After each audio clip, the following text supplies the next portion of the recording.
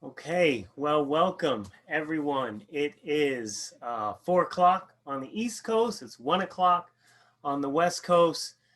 It is Charles Botts. I am here with you. I am Career Teams Director of Training and Communications, and I am thrilled once again to have an opportunity to come back together, hang out with the Santa Barbara Workforce Board. For those of you that are joining us from a local American Job Center, maybe you're joining us from your home, you may be on a mobile device, you may be on a phone, you may be on a tablet or a computer somewhere. Welcome, and thank you so much for joining us. And if you are watching this recording after we've gone live, we hope that you get a lot out of it as well. So great to have you on board. Just a couple of housekeeping things. If we could try to keep ourselves on mute, unless you have a question, would love for you to take yourself off mute. If you want to share some feedback, ask a question, raise a comment, we absolutely want to hear from you. And I will build in pauses. There are actually some natural moments where I'm going to solicit your feedback, and I certainly welcome that and want that. However, while we are listening and watching in, if we could just do the courtesy of staying on mute, that would be a big bonus, and we'd appreciate that. Additionally, we do have the chat window open, and so if you prefer to communicate with us, communicate with the rest of the group via chat, feel free to do that. You can access the chat window by putting your mouse over the Zoom meeting controls. And if you don't see the little chat bubble that's immediately there, then it's probably under the 3 dots that say more. That's where you expand the menu. If you click on those 3 dots where it says more, and then chat should be one of the options, and a little a text box will pop up. And you can enter your chat, your questions, your comments right through the chat window there. So that would be great. If you're feeling a little camera shy, no worries. I will obviously have my camera on during the presentation. If you want to take your camera off and kind of say, hey, and it's always great to make that connection. But obviously we want you to be comfortable. And if you're not in a situation where you can, or maybe your a web camera is not functioning, no worries at all. We're just thrilled to know that you're out there and that you're taking some time to spend with us. So again, we want to say welcome. And today we're going to be covering, talk about a timely presentation, talk about timely content, timely subject matter, cultural diversity and conflict resolution, So before we jump in to today's presentation, just a little bit about myself and about Career Team. I think I finally got this video to function for us. I did play it the first week we were together, and I haven't been able to get it to play since, but I think I got it figured out. So we're going to give it a go and see if we can do a little overview of Career Team. Our students are lacking the key employment skills that they need to get a job. I think we see a lot of individuals who, for a variety of reasons, are struggling to find their place in this economy. Career Team came to the rescue. The program remains over 80% successful for people who are long-term unemployed.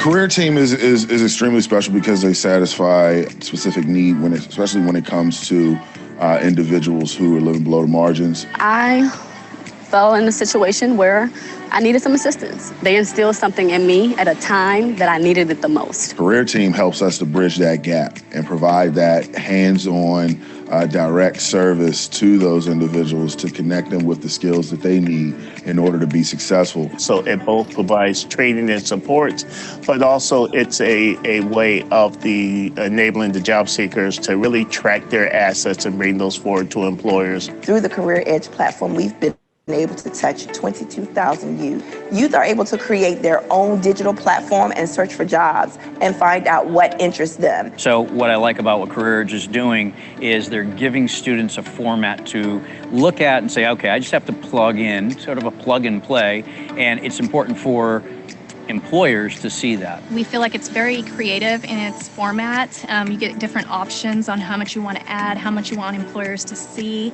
You can customize the whole process from start to finish. Career Edge has given me the ability to post my jobs and find students on a more local level. Go right to an application, find the Department of Labor, connect with a career team. By empowering students with their self-confidence and the information they need to not only get a job, but keep a job, that's a huge part of their success factors in life.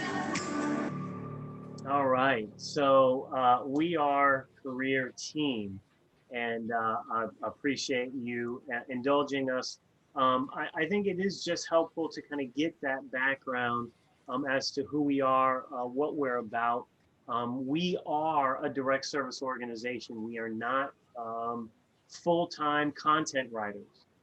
We are not individuals that are removed from what it is to serve real people every day in the field, struggling with real issues and struggling with real challenges, and having to work through some of the very same scenarios that we put forward in our trainings. And so the expertise, the knowledge, the best practices that we bring forward to partnerships and opportunities like this one are founded in real experience, real world, real-time experience. We have staff that are in the middle of this COVID pandemic, trying to help individuals like folks that may be joining us today, and you know, so we are right there with you, and believe that we have some material and some content that's going to be a real value. So with that, let's kind of jump right into it. And so I want to start with a bit of a disclaimer. I know, kind of jarring, getting that, you know, that finger pointed at us right there. And so this is in no way meant to communicate that we are not open to exploring and going in any direction that you want to go, but we do want to kind of level set and offer a bit of a disclaimer in that we have about 50 minutes together left, and in those 50 minutes, 50, we certainly are not going to do this particular topic the kind of justice that would be due something of this size and scope. There's a lot to the material that we present all the time. For those of you that are maybe joining us for the third or fourth time, this is our fourth time together, team. We discussed the new virtual online interview and brought forward some techniques on acing the online interview. And we looked at kind of how are we going to be successful on the job? What does that look like?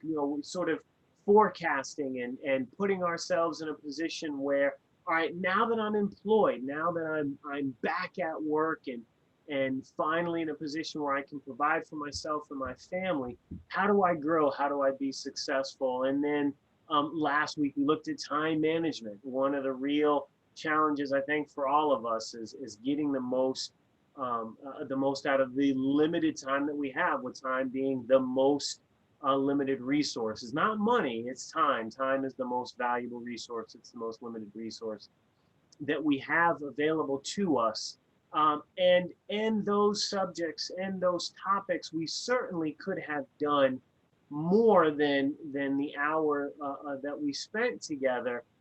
This particular topic, I think especially, is very challenging to try to discuss in an hour. And so we've been very specific. We've been very specific in what we've chosen to share in terms of how we want to slice and kind of chop this up. You may be anticipating or expecting something different, and so we're certainly happy to come back and certainly happy to work with Pete and Julie and the team. And if we are given the opportunity and we need to do more, certainly open to that. Certainly open to having that conversation. But I do just want to put it out there and say we're gonna do quite a bit today. But we may leave some things out that you might have been expecting, and so we just want to put that up front and say we're going to do as much as we can with the time that we have. Is that fair? All right. So let's do it. Let's jump into it. So culture, we're looking at conflict resolution, or cultural diversity and conflict resolution. And so many times, conflict arises from differences. And so what is culture? What is culture? Before I offer my thoughts, kind of my definition, I'd love to hear from you. If you are listening in, you want to type into the chat, or maybe you want to take yourself off mute. In your opinion, your understanding, what is culture? How would you define culture? I'll give you a second to type something in, or again, if you want to take yourself off mute, share with me, with us, what you think your definition of culture is. What is culture?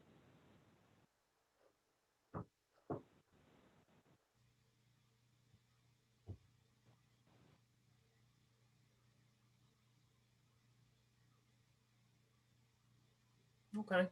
You may be thinking, you may be chatting or typing rather. So hopefully we'll start to see some perfect. Yeah, we're seeing some thoughts come in. That's awesome. So we've got passed down traditions within a family.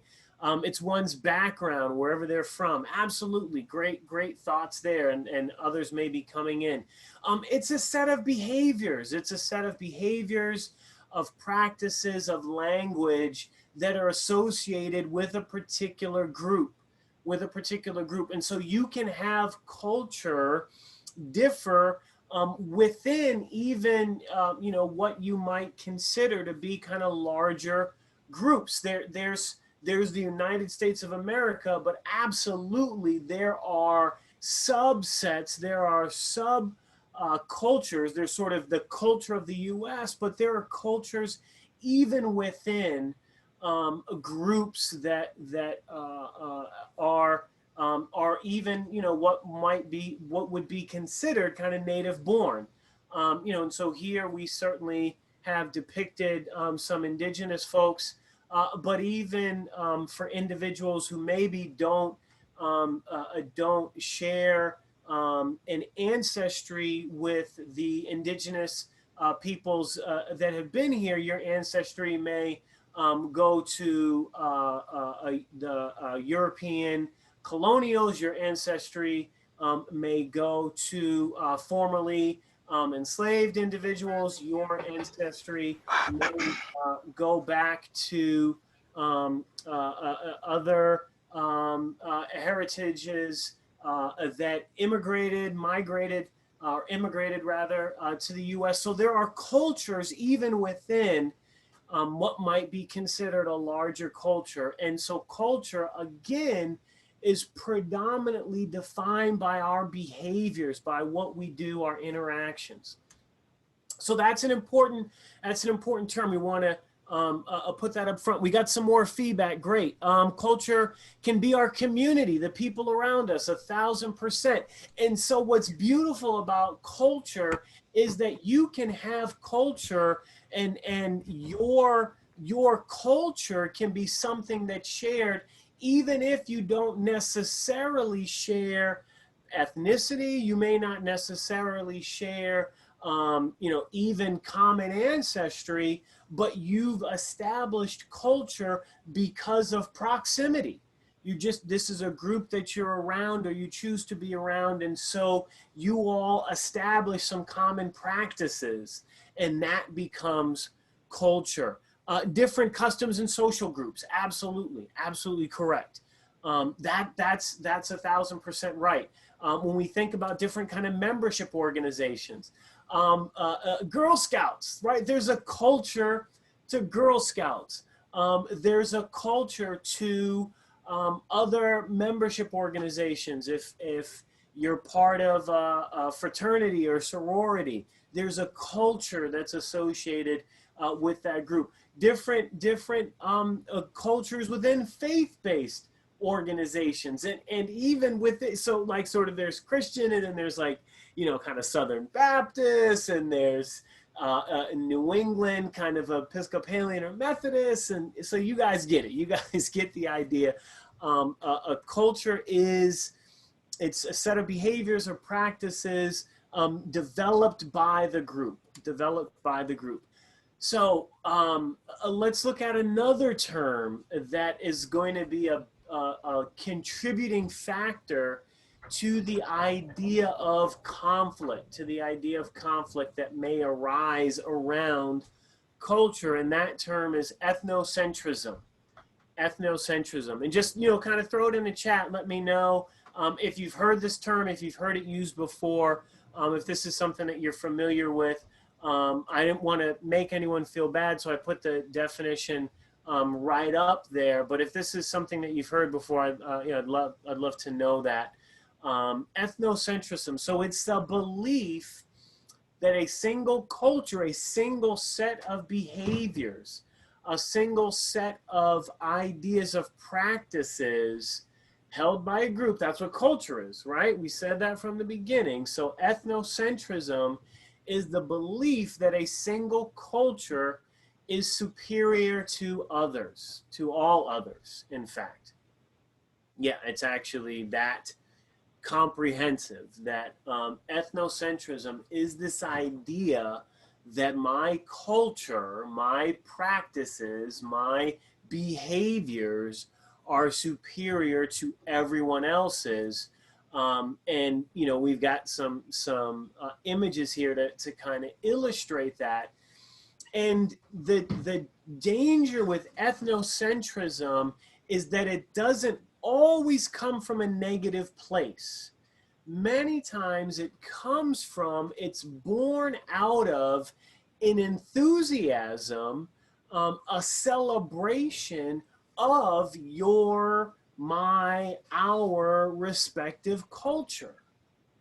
And so the idea is, what I have is so great, I want to share it with everyone else, because if they don't have this, what they have is got to be inferior, because what I have is so great.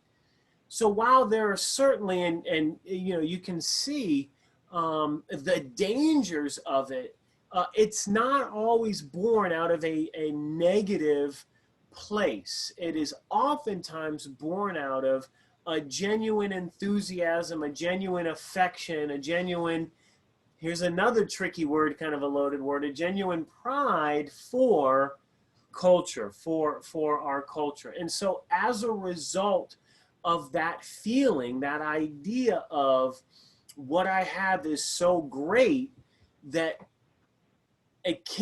there can't be anything else that's possibly as great, and so therefore everything else has got to be a little less great. As a result, disputes arise, and you can see the disputes they run the gambit, team. So you get disputes over, one of the big ones, right? If we're going to argue over anything, we're going to argue over religion or politics. That's and many times because there is sort of this interwoven nature that my political ideology, my political thinking may be born or developed from my religion, my faith practices, or somewhere on the other end, wants to keep them starkly separate, and so disputes arise from that. Disputes arise, and we're going to take a look at this next category in just a second. Disputes arise from stereotypes, particularly stereotypes around gender and roles. That the idea, the concept that how you are born determines a set of behaviors, a set of expectations because of your gender. Family values. So, family values is a part of culture. And so you're going to get disputes that will rise out of values that we espouse, values that we put forward in our families, values that we put forward in our families that we hold dear. And then certainly a similar, but again, another wrinkle to it, things like orientation, sexual orientation, also a significant contributor to disputes that arise. And again, these things are often woven together. They don't often exist in vacuums. That culture cuts across all of these. Is that right? I mean, we just kind of look at some of the things that were shared. Culture cuts across religion and politics and stereotypes and family values and orientation and work and earning a living and how do we do that and recreation and social gatherings. Culture cuts across all of those categories. And so as a result, then there is opportunity, significant opportunity for disputes. Did I miss anything? Did I miss anything from your perspective? And again, I'll give a pause if you want to type in the chat or take yourself off mute. Did I miss anything? What other sorts of disputes may arise? What kinds of offshoots can you think of with the idea of ethnocentrism? What kind of disputes may arise from this idea that culture is superior, looking at things like religion, politics, family values, etc.? Did we miss anything that you want to bring forward at this time?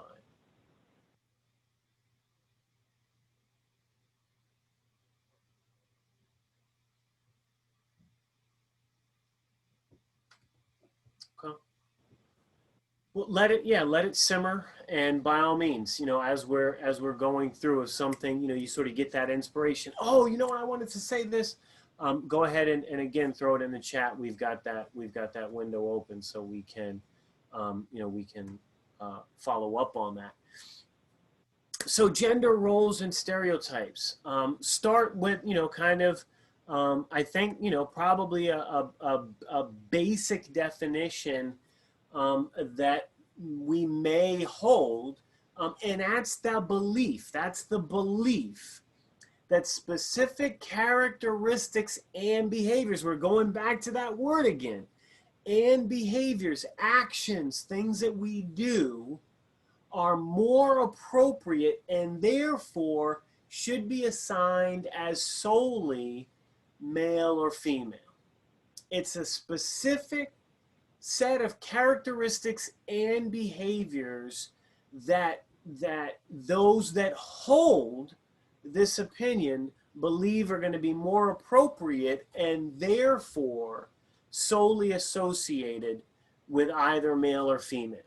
And again, I think we can appreciate that concept, appreciate that idea that it's a set of beliefs that says if you are born male, these are the types of things that are appropriate for you to do.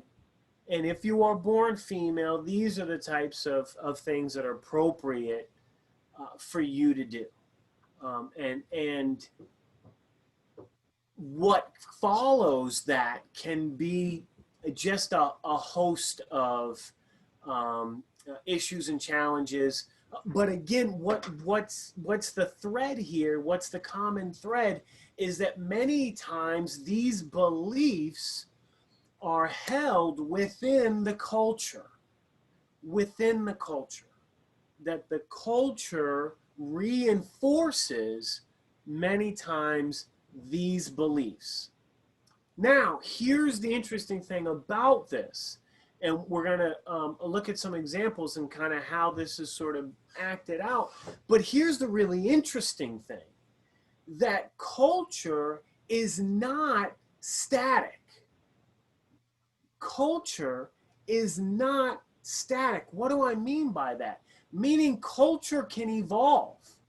Culture can change. And of course, we've seen it. We see it happen in real time. We've seen things about culture, about our culture change, and things like technology can influence changes in culture. And what's interesting is that sometimes an external input like technology can either cause a culture to evolve and change, or cause a culture to be more insular, more closed off and shut off, and really sort of double down on the notion, on the idea that the beliefs that are held, the beliefs that are espoused, are in fact the correct beliefs. Just think about the concept, the idea of social media, and how social media is now a part of our culture. It's a part of our culture, regardless of your opinion of it, regardless of your feeling, whether you're for, whether you're against. And I think there's very few people that are going to be in between. There are going to be folks that will use it but resent the fact that they have to use it because it has become a part of the culture. And so something like social media has changed the culture, and so then you have others that kind of branch off and push back against, and so they start something new and something different as a result of this external force, bringing it back to gender roles and stereotypes. So just because a culture may hold to a particular ideal doesn't mean that it's permanent. Doesn't mean that it's permanent. And we have seen the change. We have seen the change.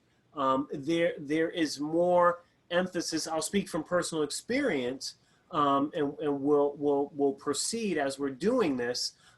When my wife and I were preparing for the birth of our first child, we were clear as a kind of united front that we really wanted to go in a very neutral direction. That, kind of regardless, boy or girl, and we did find out ahead of time, so we did. We didn't do it. Was before all these gender reveal parties and all that. We kind of missed that wave. We were before that, or at least they weren't as popular when we were pregnant with our first. But we wanted to intentionally go in a very neutral direction in terms of, like her, her now, but at the time, we didn't know right away, but we agreed that we wanted to go very neutral in terms of like paint on the walls, in terms of bed set, and even as our child would grow, again, we're talking hypothetically at this point because our child had not yet been born, we would be very intentional about exposing to, different toys and different activities, and just kind of do that exposure, right? We were going to be very intentional about being very neutral about it. And as it turns out, our first together was a beautiful baby girl, our miracle child. We call her our miracle. A story for another day. But so we were very neutral with her for as much of the first part of her life as we could be. But she, you know, that strong personality, you guys know the expression old soul. You've heard that expression. He's an old soul, she's an old soul. She's very opinionated. Our daughter is very opinionated.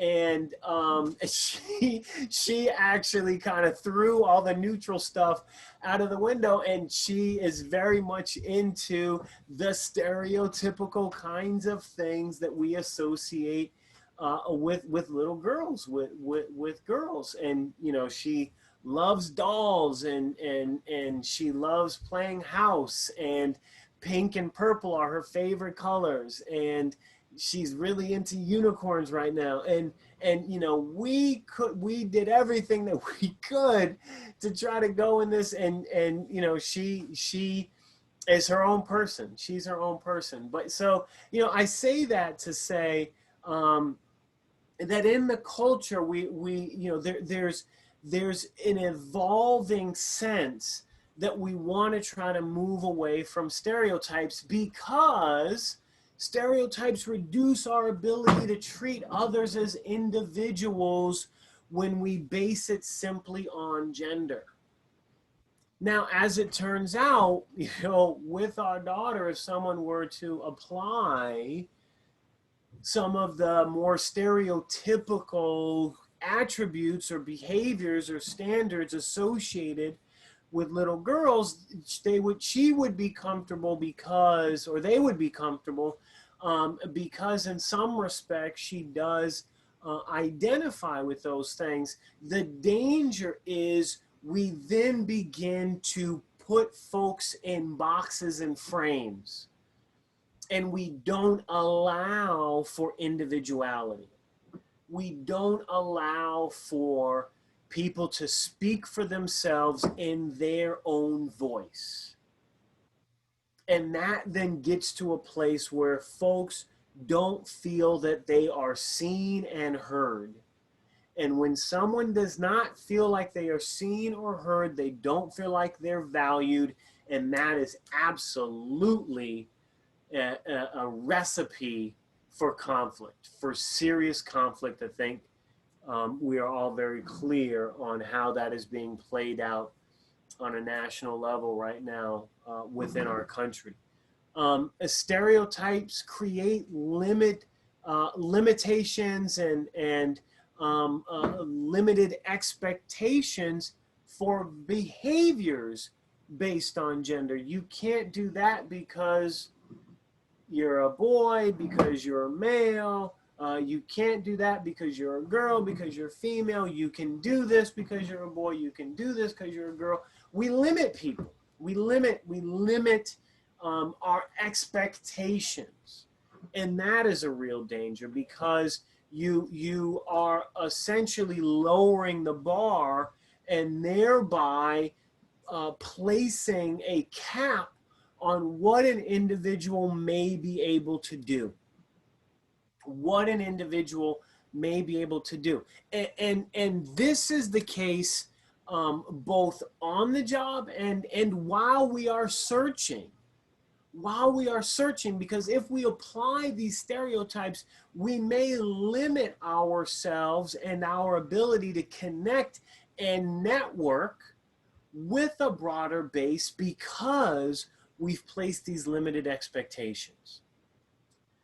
And ultimately, stereotypes lead to faulty assumptions, because we look, we look at and we look for explanations of behaviors, and we look for reasonings based simply on someone's gender.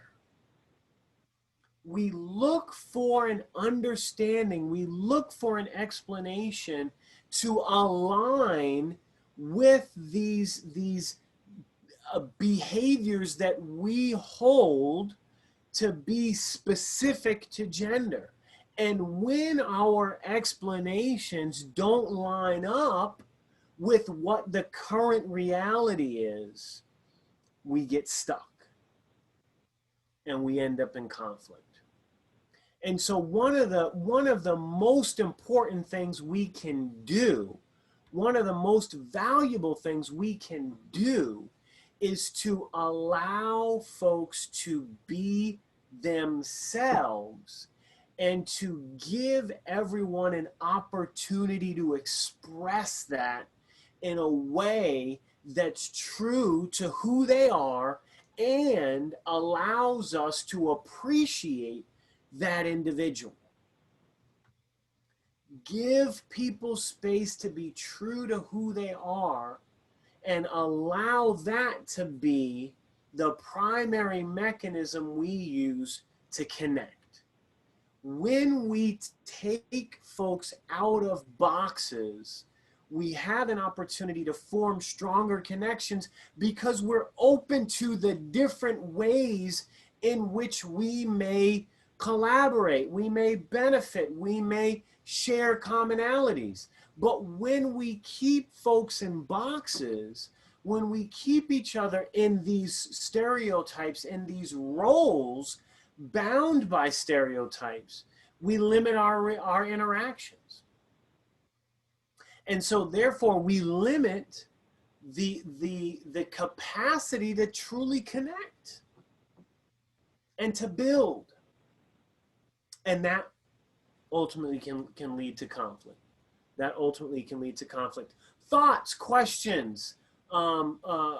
Is it making sense? Is it unclear? Is it what are we? And I'm someone that operates, I'll be very clear, team, I'm someone that operates on silence is consent. And so, you know, if you're just kind of listening along and maybe taking some notes and shaking your head, totally understand that, totally fine with that. But you know, if you do have some thoughts, or if something is not clear, you know, please let me know. So in addition to the dangers of stereotyping and the challenges that can result from that, there are some additional challenges that can result from things as simple as body language and gestures. And something can mean one thing to one particular group of individuals. One gesture can mean something among one culture and mean something completely different in a different culture. And so this is another potential another source of conflict, is body language and gestures. And so I've thrown some examples. Take a look, we'll go through them. I would love to hear from you all on this. What are some other examples that either you hold personally? So, you know, some examples of gestures or body language things that mean one thing to kind of in your group, in your culture, among your peers, but you know elsewhere it means something completely different, or that you're aware of. So maybe it's not necessarily something that you directly relate to, but you're aware either through, you know, a research or study, or you've encountered it over the years. You're aware of a gesture, body language that means one thing over here and means something different over there. So something like eye contact, and this may be one that folks are familiar with, is that eye contact is something, again, that has very different meanings from culture to culture. There are some cultures where eye contact is a sign of respect. There are others where eye contact is a sign of disrespect. I know for me, you know, for my culture, my house growing up, and I even do it with my kids when I'm speaking to them. Look at me when I'm talking to you, right? Look at me when I'm talking to you. Something that I say all the time, maybe those folks that are with me today, you're familiar, that's one that you use or you've heard before. But, you know, again, there are other parts of the world where you do not, especially with elders, with authority figures, you do not make a lot of eye contact. Yeah, another great one. Yeah, in terms of greetings, Someone put in the chat that when an elder enters the room, enters the home, you greet them immediately, and that's actually something we may share some culture here, Cynthia. That's something that we are really enforcing with our children, with our young children. My mother-in-law lives with us, kid's grandma, and so when grandma comes up from her apartment, when she comes to see the kids, it's a greeting. It's asking grandma for a blessing and acknowledging that that grandma's in the room. So absolutely, yes. Handshakes now. How interesting handshakes. Something that used to be a big part of culture in this country, and even kind of within sort of kind of business or professional settings. Meeting someone for the first time, good firm handshake. When we're coaching people up for interviews, you're going for an interview, what do? Good firm handshake, make good eye contact. And for some folks, these are taboos. These are things that they would not necessarily do. And so even now, in the midst of the pandemic, it's, we're doing the elbow bumps. We're not doing really handshakes like that, at least not as widely. Some folks may still be doing that, but certainly not as widely. It's a lot of elbows and not even as many fist bumps. Some fist bumps, but it's kind of a lot of elbows that we're doing, or we're just greeting people. We're not necessarily coming into a physical contact. Personal space is another. Some cultures where, I need my space, give me my space. In other cultures, it is not uncommon at all to be very close to someone, even if you aren't necessarily engaged in something. It's just, it does not, the capacity to allot for space, lots and lots of personal space, doesn't exist. It's things like physical touch, gestures, personal hygiene. These are all things that are going to differ from culture to culture, from region to region. And as no big surprise, I know I'm not saying anything to y'all that you're not aware of, these can lead to conflict. Because if we don't understand or we don't know, we're not aware, you do something that could be offensive, And so, how do we work through that? What do we do in those situations? And if you think of any others, put them in the chat. Would love to hear those. And then, so additionally, we've got things like recognizing behaviors, normal behaviors, and distinguishing them. So establishing normal behaviors and distinguishing them from abnormal behaviors. It can be a challenge, again, because in some cultures, some things are acceptable, may not be acceptable by others. And so how do we work through this? First and foremost, we have to apply empathy, not just sympathy. So sympathy, you may be aware something awful happens, you feel badly.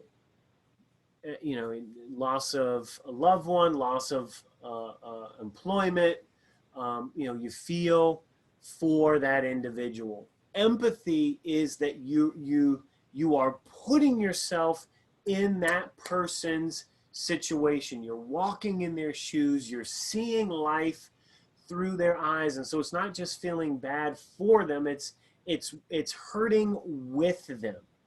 It's walking through it with them. And so one of the things that we can do to try to get to a place where we can distinguish between sort of what we would consider normal or abnormal behaviors, and all abnormal means is just it's different than our normal. So it doesn't make it wrong. It doesn't make it wrong that in some cultures they do not shake hands and they do not make a lot of eye contact with elders. It is different. And so how do we bridge that gap? We start by putting ourselves in that other person, that other individual's shoes, looking at life through their perspective, trying to put yourself in another person's position to determine if their behavior is normal or not. Is there information that we're missing? This is a big one.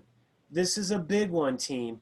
Are there pieces of information that we don't have about a situation that could explain it? So is someone behaving in a particular way as a result of something that's happened? And we discussed, some of those things, and we mentioned what some of those things may be previously. So is someone hurting? Is someone behaving in a way that I'm not used to? Maybe not necessarily because of a cultural difference, but maybe I don't have all the information. Could we resolve a conflict by getting some more information? Absolutely. Absolutely. We could work through some things just by taking the time to collect some more information. And ultimately, being sensitive to yours and others' needs and wants can help in a situation, and appreciating the difference between needs and wants. So someone may need something, I may want something. And so there is a difference there.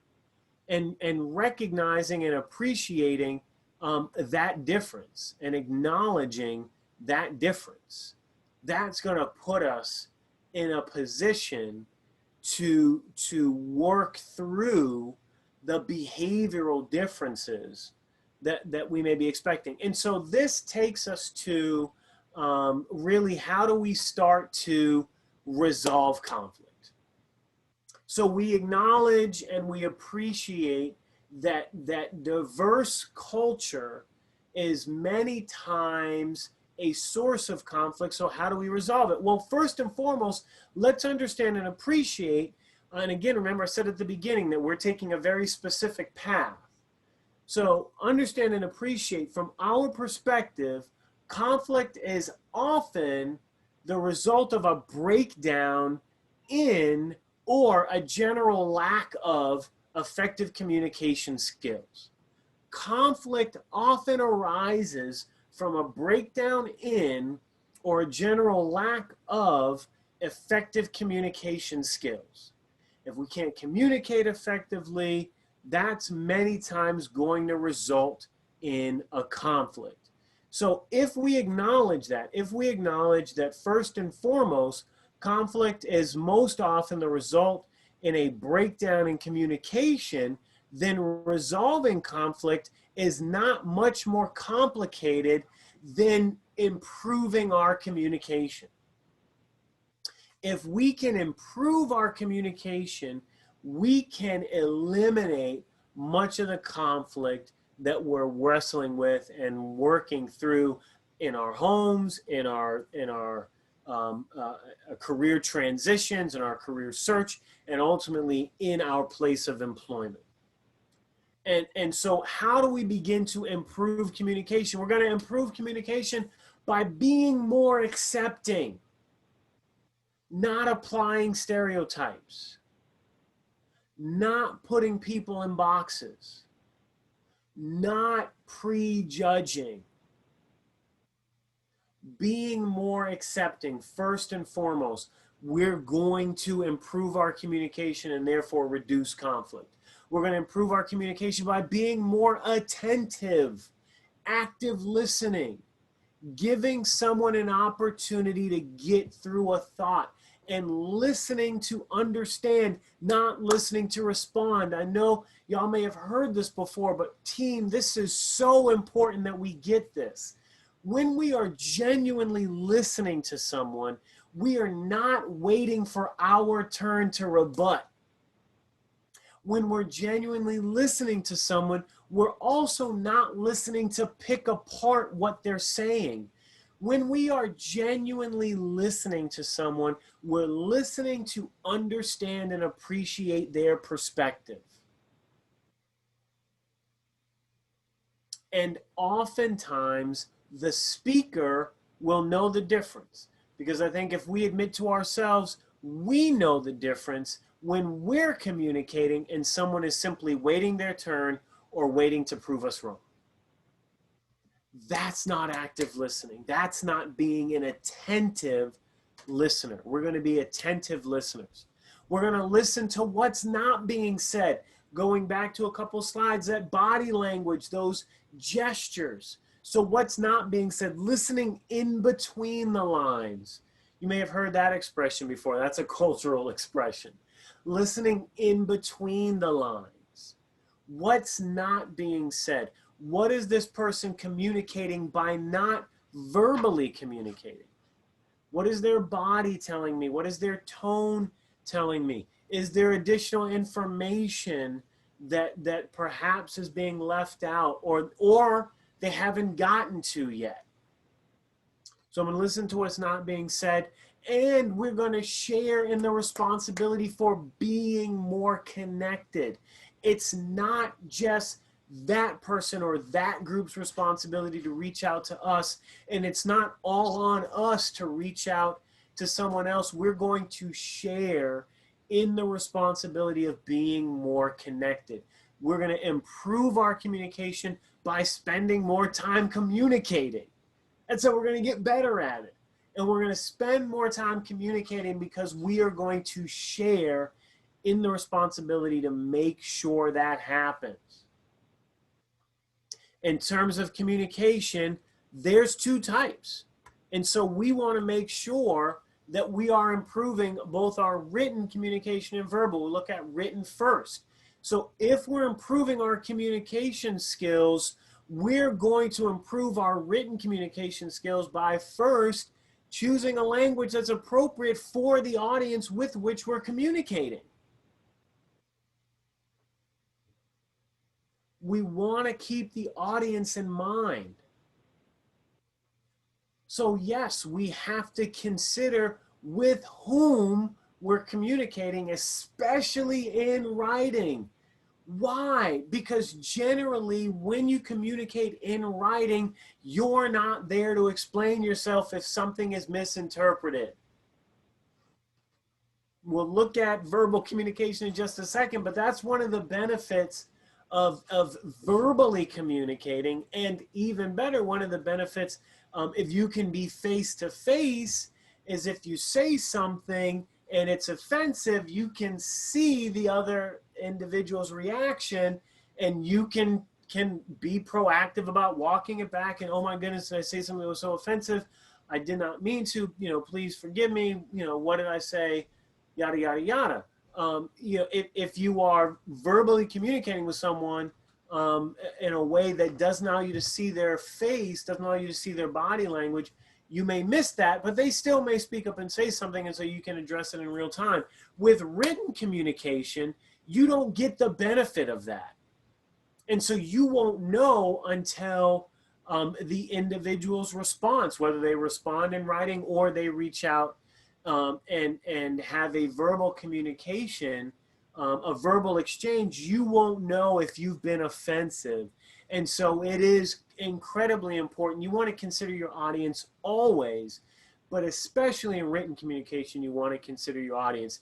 And to that end, you want to have someone else review what you send before you send it. And ideally, you'd want someone that has a different perspective, a different point of view than you, so they can look at it through their lens and their perspective and share feedback as to whether or not they understand, whether or not they find any of it offensive. Ideally, if you could get a representative from the culture with whom you're communicating, that would be the ideal scenario. We don't often have that opportunity, but ultimately, if you can get someone else who even just has a different perspective than yours to review your communication before it goes out, you're going to put yourself in a much better position. And then to that end, you want to try to avoid a lot of jargon and a lot of colloquialisms. You want to use complete sentences. Why is that important? Well, it's important because if your audience is diverse, it may include individuals that are English language learners.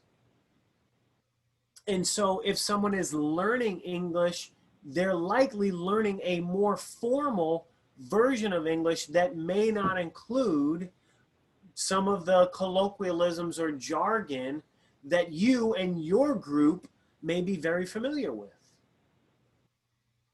Even for native English speakers, there's jargon and there's colloquialisms, there's terminology that is not commonly held. Say something to one group and they get it. Say something to the same group, everyone born speaking English, and they don't get it.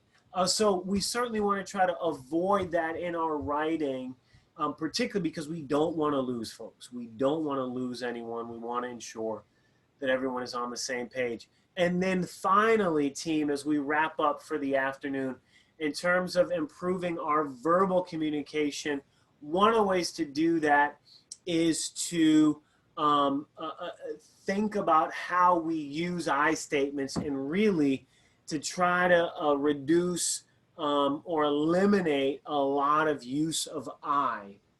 So state your thoughts, emotions, or needs rather than telling what others should do, how they should feel, and what they should think.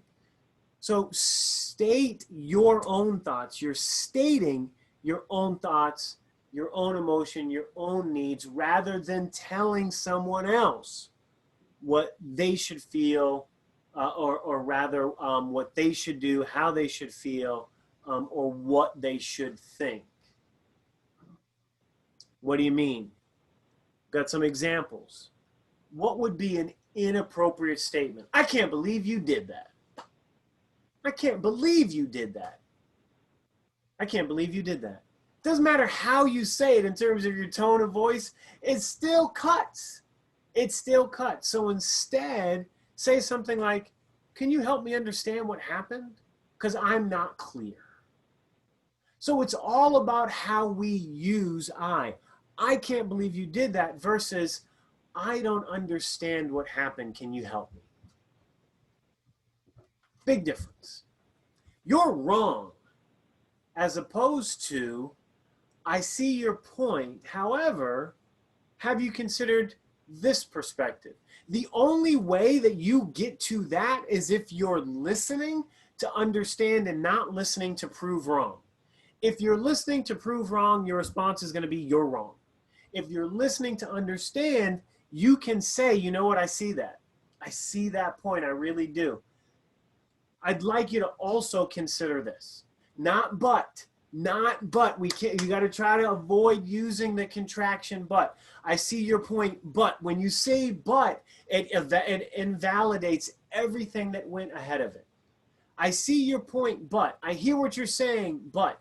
I think I understand, but it eliminates everything that you said before. Instead, I see your point, and I see your point, however. I see your point. Could you think about this also?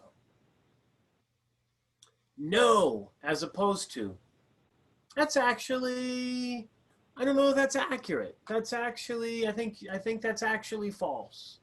I think you may be missing some information. So you can still help someone. You can still point out that someone may be inaccurate, that someone may be wrong, but you can do so in a way that does not incite conflict and ultimately, as opposed to, yes, of course. It's little changes that can make a difference, team.